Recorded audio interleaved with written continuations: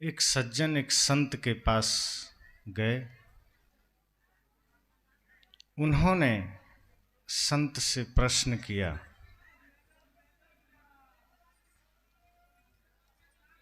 उन्होंने कहा कि गुरुजी, मैं जहां भी देखता हूं संसार में, जिधर भी नजर घुमाता हूं, मुझे चारों ओर बुराई ही नजर आती है, मुझे चारों ओर कमियां ही नजर आती है। मैं सब जगह त्रुटियां ही देखता हूं, क्या कारण है? संत ने कहा कि संसार तो दर्पण है। अब दर्पण में तुम देखोगे तो तुम्हें वही नजर आएगा जो तुम हो। अगर हम दर्पण के सामने चले जाएं और हम अपने चेहरे को देखें और हमारे चेहरे पर कोई दाग हो, कोई निशान हो, और हम लोगों से कहें कि क्या करें, दर्पण में तो मेरे चेहरे पर दाग है, तो लोग कहेंगे चेहरे पर दाग है इसलिए चेहरे में दाग दर्पण में दिख रहा है। संत ने कहा कि संसार प्रतिध्वनि है, दर्पण है, तुम वही देखते हो जो तुम होते हो। तुम्हारे भीतर की उपस्थिति ही बाहर दिखती है। तुम जो हो वो तुम देख रहे हो। अगर अपने भीतर एक परिवर्तन ला सको तो वही संसार तुम्हें खूबसूरत मालूम पड़ेगा। अब जैसे उदाहरण समझें, इसी गांव में बाहर से कोई अजनबी शराबी आ जाए तो वो सत्संगी को नहीं खोजेगा, वो किसी धर्मात्मा को नहीं खोजेगा। वो एक दो दिन रहते रहते जितने शराबी यहां होंगे वो सबसे दोस्ती हो जाएगी उसकी तुरंत। कहीं ना कहीं से उसे उसका पता चल जाएगा। उनकी नाक बड़ी तेज होती है, उनका सेंस बड़ा तेज होता है। उस एक शराबी आते ही अपने सभी शराबी मित्रों को खोज लेगा, ज्यादा मेहनत नहीं करनी पड़ेगी। इसी तरह के एक जुआरी आ जाए, फिर वो शराबी को नहीं खोजेगा, फिर वो जितने जुआरी होंगे वो सब सहज मिल जाएंगे। भले ही बगल में सत्संग चल रहा है, कोई मतलब नहीं, वो खोजते खोजते पहुंच जाएंगे जहां जुए का अड्डा है और वहां सभी मित्र मिल जाएंगे उसे। शराबी को भी सत्संग चल रहा है, कहीं कथा चल रही है, कोई संत आए हैं, कोई फर्क नहीं पड़ता। वो वही देखेगा, वही खोजेगा, वही पाएगा जो वो है। और ऐसा मालूम पड़ेगा जैसे पूरे गांव में शराबी ही शराबी है, क्योंकि उसे सब तरफ वही लोग मिल जाएंगे जो शराब पीते हैं, जुआरी ही मिल जाएंगे जो जुआ खेलते हैं। तो संत ने कहा कि यह संसार दर्पण है।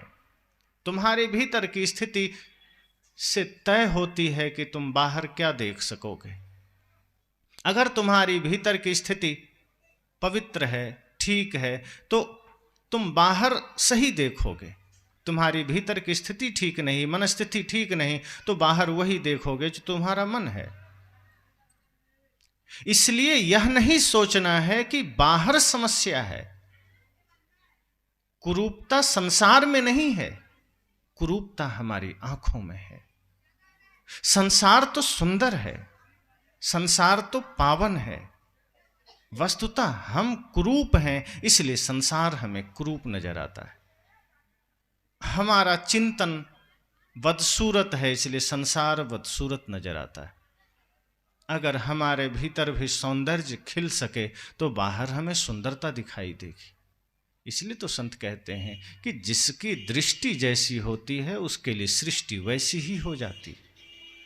जाकी रही भावना जैसी, प्रभु मूरत देखिए तिन तैसी। कि आपके भीतर की अवस्था क्या है, फिर आप सब में वही देखने लगते हैं। अगर आपने अपने भीतर परमात्मा को महसूस किया है तो आपको सब में परमात्मा दिखेंगे। अगर आपने अपने भीतर विकारों को पाया है तो वस्तुतः वो समस्या अपनी ही है, फिर वो लोगों में नहीं है।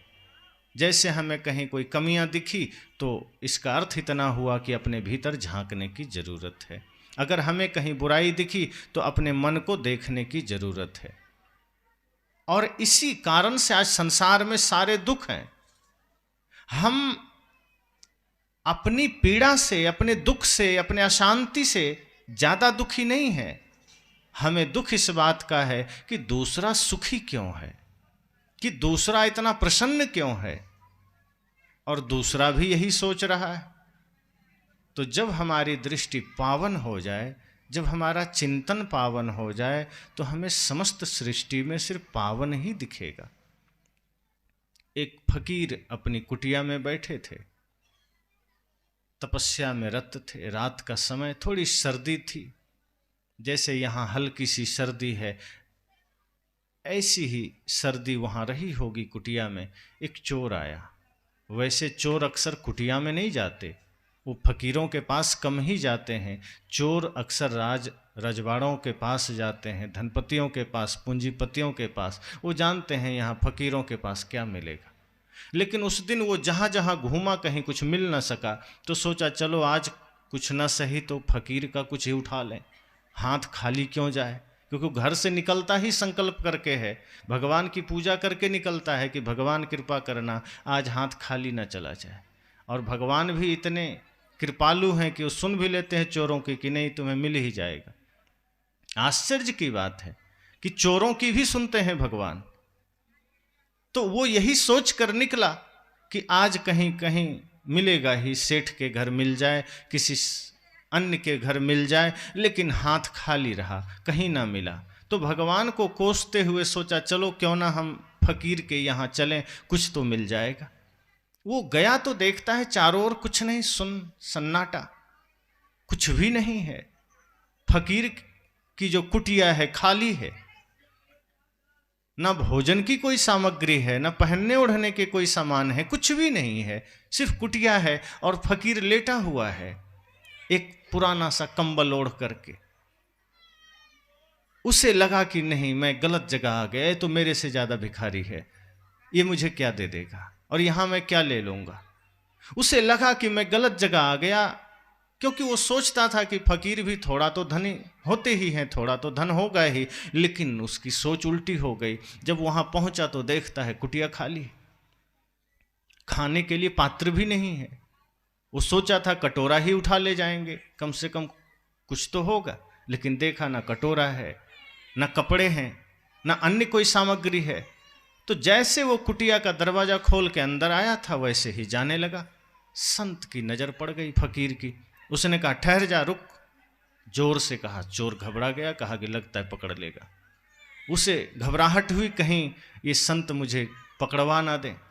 चुराया कुछ भी नहीं, सजा पूरी हो जाएगी। वैसे भी संतों की बात ज्यादा लोग सुनते हैं। वो भागना चाहा। फकीर ने कहा ठहर जा, तू खाली लौट रहा है, तुम तो कुछ लेने आए हो और तुम यहां से खाली जा रहे हो, कुछ तो लेकर जाओ। चोर को लगा ये कैसा फकीर, मुझे लगा ये पकड़ने की बात करेगा, ये तो देने की बात कर रहा है।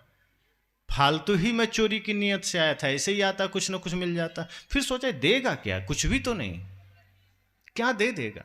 फकीर ने कहा अरे आए हो तो खाली क्यों जा रहे हो, मुझे बड़ा दुख होगा, मेरे द्वार से कोई खाली नहीं लौटा।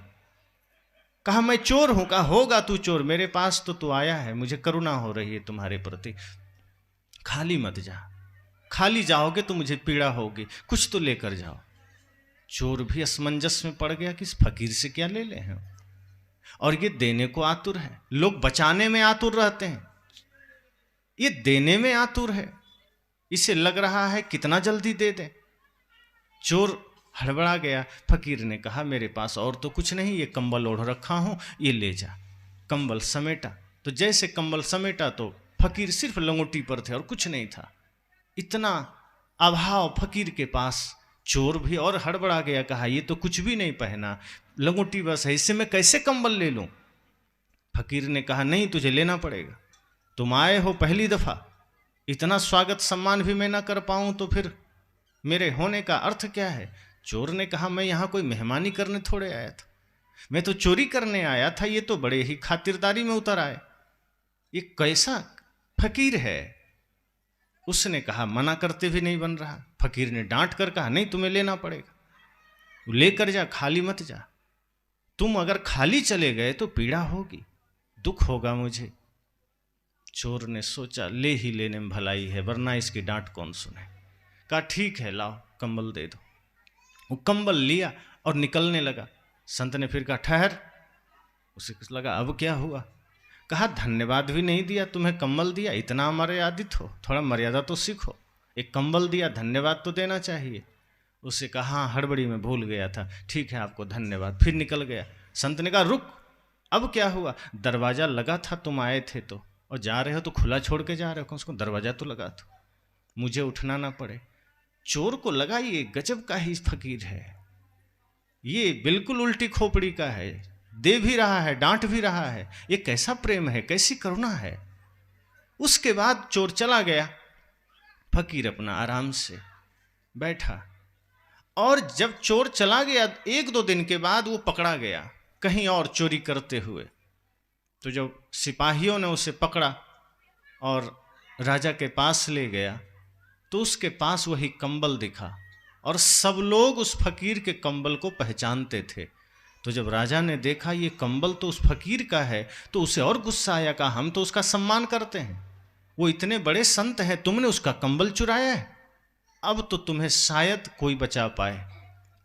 अगर ये फकीर का कंबल तुम्हारे पास ना होता तो शायद तुम्हें माफी मिल जाती, लेकिन फकीर का कंबल तुम उठा लाए हो, तुम उसके यहाँ चोरी कर आए हो, वो तो ऐसे ही फक्कड़ है, उसकी चोरी, अब तुम्हें कोई नहीं बचाएगा। चोर ने कहा मैंने चुराया नहीं, उसने दिया है। कहा और झूठी बात, फकीर तुम्हें कंबल देने जाएगा। उसने कहा मैं गया था जरूर चोरी करने, लेकिन मैं चोरी करना नहीं चाहता था, उसने जबरदस्ती दे दिया है, बहुत डांट करके दिया है। कहा झूठ बोल रहे हो, का बुला लीजिए उन्हें ही। सभी सिपाहियों ने कहा कि अब तुम्हें कोई नहीं बचा सकता, तुमने चोरी की है। तब उस फकीर को बुलाया गया, वो फकीर आए। राजा ने कहा आप ही बताएं ये कंबल आपने दिया है, चोर ने चुराया है। संत ने कहा फकीर ने कि इसने चोरी नहीं की है, ये चोर है ही नहीं। सब लोग हैरान हो गए कि चोर नहीं है। कहा नहीं, ये तो बड़े भले आदमी है, ये तो बहुत ही दयावान है, ये तो बड़ा ही शिष्टाचारी आदमी है, धार्मिक आदमी है। कुछ सिपाही सोचे लगा है महाराज जी का दिमाग का फीता उतर गया, ये इतना अभियुक्त है, इतने जगह जगह इसका नाम में FIR दर्ज है, ये कह रहे हैं धर्मात्मा आदमी। कहा जब ये चोर को धर्मात्मा कहेंगे तो दुष्टात्मा किसको कहेंगे। तो राजा ने सोचा जरूर कोई बात होगी, संत अगर कह रहे हैं तो कुछ तो बात होगी। संत ने कहा प्रभु ये तो चोरी करता है। कहा ना, किया होगा कभी, पर मैंने इसके अंदर कभी चोर न देख सका। जब ये मेरी कुटिया में आया तो मुझे लगा जैसे परमात्मा आ गए। मैं तो इसके भीतर वही शुभ का, वही पवित्रता का निवास देखा। मैंने इसके भीतर भी धर्म की ही वृत्ति देखा। ये चोर नहीं है, ये तो शिष्टाचार भी पालन कर गया। मैंने थोड़ा सा डांटा तो इसने दरवाजे भी बंद कर दिए, मैंने थोड़ा सा डांटा तो धन्यवाद भी दे गया। और ये कंबल लेना कहाँ चाहता था, ये तो इसे बड़ी करुणा हुई, इसे ये लेना ही नहीं चाहता था, वो तो मैंने ही दिया है। राजा ने कहा फिर इसे फांसी देना उचित नहीं, अगर संत कह रहे हैं तो ठीक ही होगा। और चोर को छोड़ दिया गया। संत बाहर निकले, लेकिन वो चोर पीछे पीछे आया, फकीर के चरण पकड़ लिए। कहा कहाँ जा रहे हैं। कहा अपनी कुटिया में। कहा अब आप अकेले नहीं जाएंगे, मैं भी चलूँगा। कहा क्यों। कहा पूरी दुनिया ने मुझे चोर समझा और मैं हूँ, लेकिन आपने आज तक 2 बार भेंट हुई, आपकी दृष्टि में मैं धर्मात्मा हूँ। संत ने कहा मैं तुम्हारे भीतर सोई हुई उस धार्मिक प्रवृत्ति को देख लिया था जो तुम्हारे भीतर है।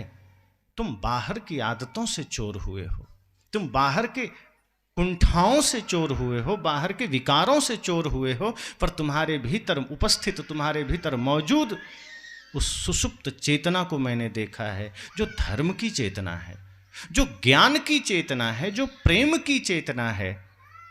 और आप आश्चर्य करेंगे कि संत ने एक चोर के भीतर धर्म को देखा, वो चोर फिर संत में भगवान को देख लिया। जब एक संत ने अपनी निर्मल दृष्टि चोर पर डाली, जब संत ने अपनी पवित्र दृष्टि चोर पर डाली संत ने, तो चोर के भीतर एक ऐसा परिवर्तन हुआ, एक ऐसा बदलाव हुआ कि चोर को फिर वो संत नहीं परमात्मा दिखने लगे। उसने कहा कि मेरे जीवन में जैसे साक्षात परमात्मा का आगमन हो गया, वरना मैं तो चोर ही था, चोरी करता था, लोग पकड़ते थे, डांटते थे, कई बार पकड़ा गया, मार खाया, जेल में रहा। कभी ये भाव न जगा कि मुझे चोरी छोड़ देनी है, पर आज आपने मेरे भीतर के चोरत्व को नजरअंदाज करके, आपने मेरे भीतर के विकारों को नजरअंदाज करके मेरे भीतर की पवित्रता को तलाशा है। संत ने कहा कि आदतों से कोई कुछ भी हो जाए, लेकिन ऐसा कोई नहीं जिसके भीतर धर्म की वृत्ति सुसुप्त अवस्था में ना हो। संत का काम यही है कि वो जिन जिन के भीतर वो धर्म की सोई हुई चेतना है उसे जगाना है। अगर हम भी संसारियों की तरह तुम्हारे अंदर वही देखें जो संसार देखता है, तो उसमें और हम में फर्क क्या रहा। मैं तो इस जगत में स्वयं को जागृत कर रहा हूँ, और जब स्वयं को जागृत कर रहा हूँ तो मेरी जागृति सिर्फ व्यक्तिगत कैसे हो सकती है, हम तुम्हारे भीतर की भी चेतना को जगा रहे हैं। तो संत ने जो अपने भीतर पाया वही चोर के अंदर पाया, वही दृष्टि वहां डाली, वही भाव वहां डाला। यही तो बुद्ध ने किया। दुनिया ने अंगुलीमाल को डाकू कहा, अधार्मिक कहा, पापी कहा, आतंकवादी कहा, क्रूर कहा, लेकिन बुद्ध की करुणा की भरी दृष्टि जब अंगुलीमाल पर गई तो बुद्ध ने जिस भाव से अंगुलीमाल को देखा, तो जिस दृष्टि से महात्मा बुद्ध ने अंगुलीमाल को देखा, वो दृष्टि अंगुलीमाल के भीतर गई तो अंगुलीमाल ने भी बुद्ध में कोई राजा कोई सिपाही का भाव नहीं देखा। वहाँ ये देखा कि ये मेरा सुधारक है, ये मेरा मार्गदर्शक है। जैसी भावना हमारी होती है, जैसी वृत्ति हमारी होती है, जैसा भाव हमारा होता है, हम जगत में वही देखने लग जाते हैं। इसलिए संत कहते हैं कि आप अगर जगत में कुछ देख रहे हैं बुरा, तो आपको आंखें बंद करके अपने भीतर तलाशने की जरूरत है। हो सकता है कोई ना कोई विकार भीतर जन्म ले रहा हो, भीतर के उथल पथल के वजह से ही हम बाहर गलत देखते हैं। अगर भीतर हमारी पवित्रता आ गई तो समझना कि अब को बाहर भी अच्छा ही दिखेगा।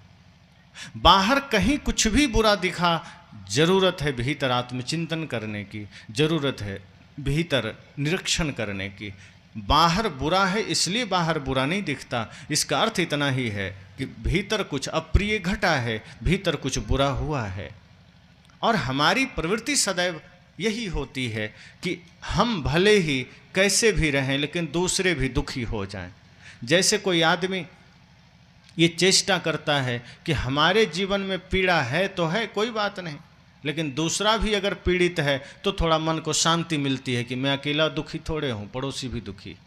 अगर आप किसी बात को लेकर दुखी हैं और आपको लगे कि आप अकेले दुखी हैं तो आप ज़्यादा दुखी रहते हैं, रोते हैं। लेकिन आपको किसी ने आकर बता दिया कि आपके आसपास भी लोग इसी दुख से दुखी है, आप थोड़ा सा मस्ती में हो जाते हैं कि मैं अकेला दुखी नहीं हूँ, अगल बगल मेरे सहयोगी भी हैं। फिर मन को थोड़ा ढाढ़स बनता है कि नहीं, मैं अकेला इसमें नहीं हूँ। एक बूढ़ी माता चली जा रही थी तो कमर झुकी हुई थी और पीठ पर थोड़ा कुबड़ निकला हुआ था। जैसे कभी कभी आपने देखा होगा ऊँट के पीठ पर होता है ना कुबड़, तो वैसे बूढ़ी माता के पीठ पर कुबड़ थी। संजोग है, एक काल्पनिक रुचिकर घटना कहानी है। तो नारद जी मिल गए रास्ते में। उसने कहा बूढ़ी माता ये क्या हो गया? कहा दिख नहीं रहा तुम्हें? कहा ये कुबड़ कैसे हो गया? कहा हो गया, मैंने कोई खरीदा थोड़े है, हो गया, ऐसा थोड़े लगवाया है कहीं से। तो नारद जी ने कहा इससे दिक्कत होती होगी तुम्हें? कहा बहुत दिक्कत होती, लोग मजाक उड़ाते हैं, हमें चलने में भी दिक्कत होती। तो नारद जी ने कहा मैं इसे ठीक कर सकता हूँ। बूढ़ी माता प्रसन्न हो गई कि अच्छा मेरी कुबड़ तुम ठीक कर सकते हो? कहा बिल्कुल ठीक कर सकता हूँ। कहा तो बड़ा दयालु है। तो नारद जी ने कहा ठीक कर दूँ? कहा नहीं, ये बता कि जब कुबड़ तुम्हें ठीक करना आता है तो दूसरा कुबड़ लगाना भी आता होगा?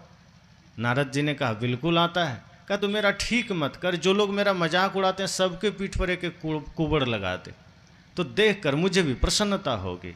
नारद जी ने कहा तुम्हारा कुबड़ ठीक हो सकता है, ये मांगने के बजाय तुम ये मांग रहे हो कि दूसरों के पीठ पर कुबड़ लगा दें। मतलब तुम अपने कुंवर से दुखी नहीं हो, तुम्हें जो लोग ताने मारते हैं उससे दुखी हो। इसलिए तुम ये चाहते हो कि हम उसके पीठ पर भी लगा दें, तो तुम्हारा धर्म, तुम्हारा नियत नियम क्या हुआ? कुछ नहीं। तुम रोज मंदिर जाते हो, ये मंदिर जाना क्या हुआ? नारद जी ने कहा इसका मतलब तो यह है कि तुम मंदिर भी जाते होगे तो दूसरे के लिए सुख की कामना नहीं करते हो, बल्कि तुम दूसरे के लिए भी दुख की ही कामना करते होगे। और सच तो यह है कि हम अपने लिए तो सुख मांगते नहीं, हम दूसरे के लिए दुख जरूर मांग लेते हैं। हम अपने लिए भले ही कुछ ना मांगे, हम दूसरे के लिए दर्द जरूर मांग लेते हैं। हमारी प्रार्थनाएं भी तो ऐसी है, हमारी भावनाएं ही ऐसी है कि हम कुछ भी अपने लिए चाहते तो हैं, लेकिन बगल वाले के लिए नहीं चाहते हैं। रात में हम भगवान से प्रार्थना करके सोते हैं कि प्रभु कृपा करना हमारा घर बढ़िया रहे, लेकिन पड़ोसी का अगर सत्यानाश हो जाए तो लड्डू चढ़ाएंगे।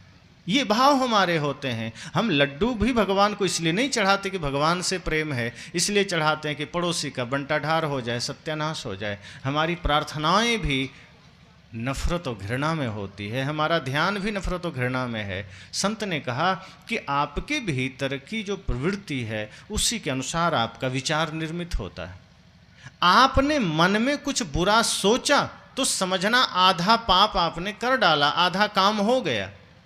भले ही वो दिखाई ना दे, भले ही वो बाहर उसका कोई क्रिया के रूप में काम ना आया हो, कोई चीज़ ना बनी हो। जैसे हमने सोचा कि किसी की गाड़ी चुरानी है, अब मन में ये सोच लिया तो गाड़ी तो वहीं खड़ी है, गाड़ी हिली भी नहीं, लेकिन अब इसका मतलब ये नहीं कि पाप नहीं हुआ, पाप हो चला, आधा पाप हो गया। अगर मन में ये ख्याल उठ गया कि गाड़ी चुरानी है, मतलब मन में भाव तो उठा, चोरी का ख्याल तो उठा। गाड़ी भले न उठी हो वहाँ से, लेकिन मन में भाव तो उठा। तो संत कहते हैं कि समझना आधा पाप हुआ। अगर आपके मन में ये ख्याल आया कि किसी को मारना है, वो भले ही आपने उसे एक चांटे न मारे हो, भले ही उसकी हत्या आपने न की हो, लेकिन आपके अंदर ये ख्याल उठा, मतलब पाप हुआ। तो ये मत सोचिए कि मन में सोच लिया तो पाप नहीं हुआ। मन से सोचना तो आधा पाप हो जाना है। तो मन से सोचना भी नहीं है बुरा, क्योंकि जो सोचते हैं वही धीरे धीरे हमारे कर्म बन जाते हैं, जो विचार हम करते हैं वही धीरे धीरे आचरण बन जाते हैं। इसलिए विचार को ही पवित्र करने की बात संतों ने कहा है। उन्होंने ये नहीं कहा कि तुम अपने कर्म को पवित्र करो, पहले उन्होंने कहा विचार को पवित्र करो। जिस दिन विचार पवित्र हो गया, सोचना पवित्र हो गया, कर्म ठीक हो जाएंगे। अगर विचार ठीक नहीं हुए तो विचार गंदे अगर रहे तो कल कर्म आज ठीक कर लेंगे, कल फिर गंदे हो जाएंगे। जैसे टंकी में आपने कचरा डाल दिया है और टोंटी खोल खोल के साफ करते रहें तो हो सकता है थोड़ी देर ठीक आ जाए, फिर टंकी का कचरा आएगा, फिर गंदा पानी आ जाएगा। संत कहते हैं टोंटी में समस्या नहीं है, टंकी में समस्या है, टंकी साफ कर लीजिए। ये जितनी इंद्रियां हैं तो टोंटी है, इसमें वही निकलता है जो विचारों में है, इसमें बाहर वही आता है जो आपके चिंतन में है। तो चिंतन ठीक कर लीजिए, विचार ठीक कर लीजिए, आपका सोचने का ढंग बदल गया, चिंतन ठीक हो गया, आपके सभी इंद्रियों से कर्म बढ़िया निकलेंगे। पैर भी अच्छा काम करेंगे, हाथ भी अच्छा काम करेंगे, आंखें भी ठीक काम करेगी, कान भी ठीक काम करेंगे। अभी आंखें वहीं जाती है जहां मन लेकर जाता है, कान वही सुनते हैं जो जिसे मन सुनने देना चाहता है। संत ने कहा इसलिए विचारों को ठीक करना जरूरी है। विचार ठीक नहीं है तभी तो हम अपना सुख भी नहीं चाहते, हम सदैव दूसरे के दुख की कामना करते हैं, इसलिए सब जगह हम वही देखते हैं। और इसका मूल में स्वार्थ और अहंकार होता है। अहंकार की एक समस्या है कि वो आपको बड़ा बना देता है, बड़ा होते नहीं है, बड़ा बना देता है। जैसे अहंकार करता क्या है कि दूसरे को छोटा करता है और उसी में भीतर ये भाव पैदा कर देता है कि दूसरा छोटा हुआ हमारी नज़र में तो हम बड़े हो गए। जबकि सरलता, विनम्रता, सहजता यह है कि हम अपने कर्मों से बड़े बने, हम अपने भीतर के परिवर्तन से बड़ा बने। अगर हमारे भीतर सत्य है, हमारे भीतर अहिंसा है, प्रेम है, करुणा है, तो बड़ा बनने या कहने की आवश्यकता भी नहीं है। निश्चय ही बड़प्पन यही है, जहाँ सरलता हो, सहजता हो, जहाँ संसार के लिए करुणा का भाव, छोटों के लिए स्नेह का भाव, बड़ों के लिए श्रद्धा का भाव, यही बड़प्पन है। तो संत कहते हैं अपने भीतर के विचारों को बदलिए, वरना वो आपकी दृष्टि फिर ऐसी हो जाएगी नकारात्मक कि आप जहाँ भी देखेंगे वही देखेंगे, जिधर भी नजर जाएगी। अब पिता हैं, अपने बेटे में नकारात्मकता देख रहे हैं तो धीरे धीरे बेटा और नकारात्मक हो जाएगा। बड़ा भाई है, छोटे भाई में नकारात्मकता देख रहे हैं तो वो और ज़्यादा नकारात्मक हो जाएगा। नकारात्मकता का मतलब कई बार सिर्फ यह नहीं होता कि जैसा आप चाहते हैं वैसा वो नहीं कर रहा। नकारात्मकता का मतलब यह है कि आप जैसा करवाना चाहते हैं वो कर दिया, लेकिन भाव ऐसा बिगाड़ के रखा कि जैसे उसने सिर्फ आपकी बात रख ली है, जबरदस्ती कर दिया है बोझ समझ करके। तो जब आप किसी पर कोई बात थोपेंगे, मना नहीं करेगा, जब आप उसे बोझ बना देंगे किसी बात को, वो मना नहीं करेगा, लेकिन फिर वो बात बोझ बन जाएगी, फिर उसमें श्रद्धा नहीं रहेगी, फिर वो नकारात्मकता ही है। और जहाँ नकारात्मकता है आदमी परेशान रहता है। सकारात्मक शक्ति आपको सदैव शांति देती है, नकारात्मक शक्ति आपको अशांति देती है। तो अगर आप सकारात्मक हैं तो चारों ओर से जो ऊर्जा प्रवाहित हो रही है, फिर आपके पास सकारात्मक ऊर्जा आएगी। इसलिए अपने विचारों को पवित्र करने की बात संतों ने कहा कि अपने मन को, अपने विचार को पवित्र करिए, अपने आचरण को पवित्र करना है, अपने सारे कर्मों को पवित्र करना है तो अपने विचारों को पवित्र करिए। इस संसार बड़ा सुंदर है, जहाँ भी नज़र ले जाइए, जिधर भी नज़र डालिए, सब जगह सुंदरता है। अगर हम सिर्फ अपने भीतर देख सकें तो कुरूपता अपने भीतर है, समस्या अपने मन में है, तकलीफ़ें अपने मन में है, बाहर नहीं है। बाहर हम देख तो लेते हैं पर वो अपनी ही प्रतीति होती है, अपनी ही छाया होती है। जैसे शरीर आपका है, प्रकाश पड़ता है, पीछे छाया खड़ी हो जाती है, तो वो छाया सूरज की या प्रकाश की थोड़े है, प्रकाश की छाया नहीं है, प्रकाश ने सिर्फ दिखाया है। छाया शरीर की ही है, लेकिन वो दिख नहीं रही थी, प्रकाश में वो दिखाई देने लगा। इसी तरह से हमारे भीतर के जो विकार हैं वो बाकी समय नहीं दिखते, वो नज़र नहीं आते, लेकिन जब ज्ञान का प्रकाश पड़ता है तो हमारा ही जो छाया है, हमारी छाया है, वो दिखने लगती है। इसलिए संत कहते हैं सत्संग बहुत ज़रूरी है। सत्संग का सिर्फ यह अर्थ नहीं कि आप बैठें, सुने, चले जाएं। सत्संग मतलब 2 लोग हों, 10 लोग हों, 10,000 लोग हों, कहीं भी हों, सद चर्चा होनी चाहिए। और सत्संग फिर हमारे जीवन का दर्पण बन जाता है। जैसे संत ने कहा ना कि संसार दर्पण है, संसार में आप वही देखते हैं जो आप हैं। अगर कहीं आपको कुछ कमियां नज़र आ रही है, सीधा समझना कि वो कमियां संसार में नहीं, आपके मन में है। किसी में कोई दोष नज़र आ रहा है, ये समझना कि वो बाहर नहीं, वो अपनी ही आँखों में है। जैसे संत ने चोर में भी चोर ना देख सका, चोर के भीतर भी चोरी का भाव ना जगा, उनके भीतर भी इन्होंने ये नहीं देखा कि हाँ ये चोर है तो चलो इसे हटा दें, इससे नफरत करें, घृणा करें। उन्होंने कहा चोर तो ये बाहर से बन गया है, चोर तो आदतन बन गया है, चोर तो विकारों के कारण बन गया है, मूलतः तो इसके भीतर भी वही परमात्मा बैठा है। इसका अर्थ इतना ही है कि हम सब भी जहाँ जीते हैं, जहाँ रहते हैं, जिस समाज में, परिवार में, हम उसे मंदिर समझें। किसी में कोई कमियां आ गई, किसी से कोई बात है, तो हम कोशिश करें कि उसकी वो जाने। हमें तो अपने कर्म पर चलना है, अपने विचारों पर चलना है, क्योंकि हमारे पास हमारे जीवन में इतना समय नहीं है कि हम दूसरों के जीवन का लेखा जोखा कर सकें। पता नहीं कितना समय मिला न मिला, हम उलझे चले जाते हैं संसार में, हम दौड़े चले जाते हैं संसार में, कदम कदम पर हम दूसरे का हिसाब करने लग जाते हैं और उसी में अपना जीवन का हिसाब बिगड़ जाता है। संत कहते हैं ये जीवन आपको अपने शरीर का, अपने जीवन का, अपने मन का हिसाब करने के लिए मिला है। इसलिए हमें अपना हिसाब करना है, और जब अपना हिसाब होगा तो फिर क्या होगा कि सब घट मेरो साइयाँ सुनी सेज न कोय। फिर जहाँ भी देखोगे सबके भीतर वो परमात्मा दिखेगा, वो भगवान दिखेगा। फिर किसी से बैर नहीं, किसी से कोई वैमनस्य नहीं, कोई दुराव टकराव नहीं। और यही करना है, यही देखना है, यही सोचना है। मनुष्य जीवन की सार्थकता यही है। मैंने पहले सत्र में कहा कि ये जीवन में जो कुछ भी घटित होता है, मृत्यु नाम की चीज, वो भय के कारण दिखाई देती है। वो मृत्यु दिखती ही भय के कारण है। लेकिन जब हम एक एक पल जीवन को जीने लगते हैं, एक एक पल अपना निरीक्षण करने लगते हैं, तो हमारे भीतर शुभ दृष्टि जागृत हो जाती है, पवित्र दृष्टि जागृत हो जाती है। और जब पवित्र दृष्टि जागृत होती है तो सोए हुए, जागे हुए, बैठे हुए, काम करते हुए, जहाँ भी देखेंगे, चींटी से लेके हाथी तक, धनी गरीब अमीर कोई भी हो, साधु संत, सब जगह हमें फिर वही परमात्मा का दर्शन होगा, वही आनंद का दर्शन होगा। और हम सबको तो यह विचार करना चाहिए कि हमारा समय निकलता जा रहा है, हम किन चर्चाओं में व्यस्त हैं।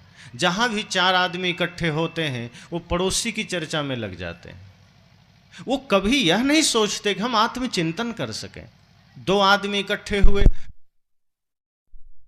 आदमी सोचता है, जैसे ही 2-4 आदमी कहीं मौका मिला चर्चा करने को, तो आदमी क्या सोचता है? ये नहीं सोचता कि सत्संग सुना तो ध्यान कैसे किया जाए, आत्मनिरीक्षण कैसे किया जाए, अपने मन का दृष्टा कैसे बना जाए। तो आदमी चर्चा यह करता है कि पिछले सत्संग में गए थे तो भंडारा ठीक नहीं था, नमक ज़्यादा पड़ गया था, वहाँ के कमेटी वाले ठीक नहीं हैं, वहाँ व्यवस्था ठीक नहीं थी, बैठने के लिए पंडाल सही नहीं था, वहाँ गए तो उस गांव में अमुक का लड़का आईएएस पास कर गया, हमारे गांव में एक भी आईएएस नहीं, हमारी बहू ठीक नहीं, उसकी बहू ठीक नहीं, उसका भाई बढ़िया नहीं। दिन रात इन्हीं चर्चाओं में, या 2 महिलाएं मिल गईं तो और पारिवारिक बातें शुरू हो जाती। ऐसा लगता है जो बीती हुई बातें हैं उसे खोद खोद के लाना हमारी प्रवृत्ति बन गई। संत कहते हैं बीते हुए पल से मुक्त होइए। हम उसे ही खोद खोद के परोसने में लगे रहते हैं। उससे होता कुछ नहीं, इतना ही होता है कि हमारा कीमती समय खोता चला जाता है, हमारा महत्वपूर्ण समय खोता चला जाता है। संत कहते हैं 2-4 लोग इकट्ठे होइए तो समाज के सृजन की बात करिए, आत्म कल्याण की बात करिए। हम समाज में धर्म के दिए कैसे जला सकें, इसकी बात करिए। हमारे समाज में युवाओं में परिवर्तन कैसे आए, इसकी चर्चा करिए। हमारी चर्चाएं इतनी व्यर्थ होती है कि उसका कोई फल नहीं निकलता। दिन रात वही चर्चा, और आप अनुभवी हैं, आप अनुभव करते होंगे, इससे ज़्यादा कोई चर्चा नहीं होती।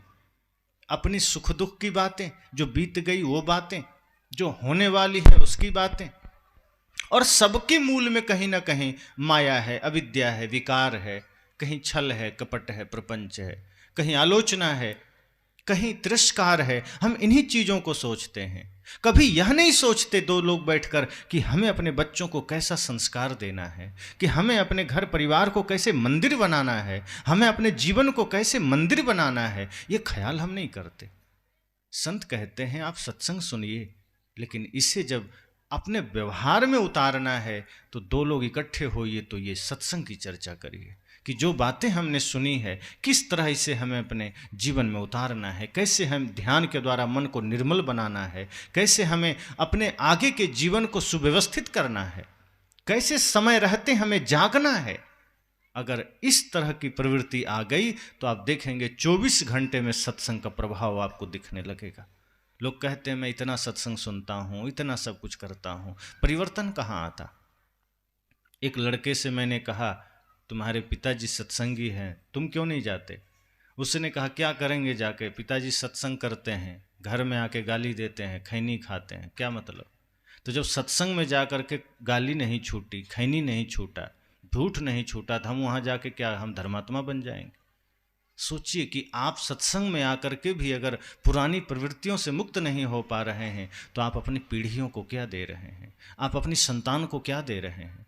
अगर आप चाहते हैं कि आपकी धर्म की ज्योति का झंडा आपके संतान के हाथ में हो, आप चाहते हैं कि समाज कल्याण का दायित्व आपका इस मामले में उत्तराधिकारी आपका बालक बने, आपकी बालिका बने, तो सबसे पहले संकल्प लीजिए कि जब हम यहाँ से निकलें सत्संग से, तो कहीं अगर इकट्ठे हो गए तो प्रपंच बीच में नहीं आना चाहिए, संसार की चर्चा नहीं आनी चाहिए। हाँ, संसार में कुछ उत्थान का काम है तो करिए, चर्चा करिए, कुछ सृजन का काम है, किसी की निंदा ना करिए, शिकायत ना करिए, किसी की आलोचना मत करिए कि उस भंडारे में ऐसा भोजन बना, उस भंडारे में ऐसा बना, उसकी शादी में ऐसा हुआ, तो उसकी बहू ऐसी आ गई, हमारी ऐसी वैसी। अब ये ऐसी वैसी बातें सब आपके जीवन में ऐसी की तैसी कर जाती है और होता कुछ नहीं, बस दुख ही दुख मिलता है, इससे उपजता कुछ नहीं। ये ऐसा ही है जैसे आप बालू को कितना भी छाने, बालू को कितना भी मथें, मिलता कुछ नहीं है, मेहनत और हो जाती है फालतू की। इसी तरह से जब हम प्रपंच को मथते चले जाते हैं, उसे पुनः पुनः उखाड़ के चर्चा करते हैं, उससे मिलता कुछ नहीं। साहब कहते हैं सत्संग की चर्चा अगर आप करेंगे, ज्ञान की चर्चा अगर आप करेंगे, सृजन की चर्चा आप करेंगे, समाज उत्थान की चर्चा करेंगे, बच्चों में शुभ संस्कारों की चर्चा करेंगे, तो शायद उससे आपके कर्म बदलेंगे, आपका जीवन बदलेगा और इससे सामाज में परिवर्तन आएगा। तो समाज के परिवर्तन का हिस्सा बनिए। एक माता पिता हैं, भाई हैं, कुछ भी रिश्ते में आप आपस में हैं, तो आप ये सोचिए कि ये तो एक सामाजिक व्यवस्था के अंतर्गत हम हैं, लेकिन हम एक इंसान तो हैं ही। आप कुछ हो ना हो, आप एक मनुष्य तो हैं, और एक मनुष्य होने के नाते आपका पहला दायित्व जगत के प्रति यही है कि आप अपनी निगेटिविटी जगत पर मत थोपिए, अपनी नकारात्मकता संसार में मत बांटिए, अपनी सकारात्मक दृष्टि से, अपने शुभ चिंतन से संसार में कुछ उत्थान का काम करिए। अगर आप एक स्त्री हैं, ये सोचिए कि जैसे पहले के माताओं ने, नारियों ने अपनी सकारात्मक शक्ति और साधना से, सकारात्मक चिंतन से जगत के कल्याण में अपनी भूमिका दी थी, हमें भी वही करना है। जो मार्ग हमारे सती साध्वियों का रहा है, मनुष्यों का रहा है, संतों का रहा है, हम उसी ही मार्ग पर चलेंगे, हम उसी पथ का अनुसरण करेंगे। तो हम चित्र के रूप में, बातों के रूप में तो अपने ऋषि मुनियों का अनुसरण करते हैं, लेकिन आचरण में हम राक्षसों की तरफ चले जाते हैं। राक्षस भी यही करते थे, जहाँ 2-4 राक्षस इकट्ठे होते थे, प्लान करते थे किसका आज उजाड़ना है, किसको खाना है, किसके यज्ञ में हड्डी फेंकना है, कहाँ खून फेंकना है। यही विकृत चर्चा हम भी करते हैं। तो हमारे भीतर भी वही आसुरी प्रवृत्ति है, तो हम भी किसका नुकसान करना है, किसकी निंदा करनी है, किसकी शिकायत करनी है, किसके बारे में अंट-संट बोलना, ये चर्चाएं हमारी चर्चा है। इसलिए मैंने कहा कि संसार गलत नहीं है, चारों ओर अच्छा ही अच्छा है। चांद तारे अच्छे हैं, सूरज अच्छा है, धरती अच्छी है, हवाएं अच्छी है। ये झूठ का हमने एक कहावत बना दिया कि जमाना खराब है। ये जमाना कभी खराब नहीं था, ना खराब है। जमाना तो वैसा के वैसा है। जमाना बदल गया, लोग ये भी कहते हैं, जमाना भी नहीं बदला, बदला हमारा मन है, हमारा चिंतन है। जमाना तो वैसा का वैसा है। जरा बताइए, सूरज की गर्मी कम हो गई क्या? पहले भी सूरज गर्म था, आज भी गर्म है, कहाँ बदला है? पहले भी पूरब में उगता था, अब भी पूरब में उगता है, बदला है क्या? पहले भी मिर्च तीखी होती थी, आज भी तीखी है, मिर्च बदल गई क्या? पहले भी नीम कड़वा होता था, आज भी कड़वा है। पहले भी धरती की जो गुणधर्म थे, आज भी वही है। पहले भी हवा के जो गुणधर्म थे, वही हवा आज भी है। कुछ भी नहीं बदला। प्रकृति में कोई परिवर्तन नहीं हुआ। जैसा चांद पहले था वैसा आज भी है, जैसी हवा पहले थी। अगर हवा में कोई दूषण आया है, वो भी हमारी ही नासमझी से आया है, हवा ने कोई गलती नहीं की है। जैसे कहते हैं ना कि बच्चा गलत कर रहा है इसलिए गलत परिणाम आया है, तो आप ये नहीं कह सकते कि हवा का रास्ता थोड़ा बिगड़ गया है, गलत संगत में पड़ गया है इसलिए गलती कर बैठा है। वो जैसा का वैसा है। हमारी ही नासमझी से हवा भी दूषित हुई है, हमारी ही नासमझी से धरती पर भी समस्याएं आई है। इसका अर्थ इतना ही है कि जमाना नहीं बदला है, हम बदले हैं, हमारा मन बदला है, हमारा सोचने का ढंग बदला है।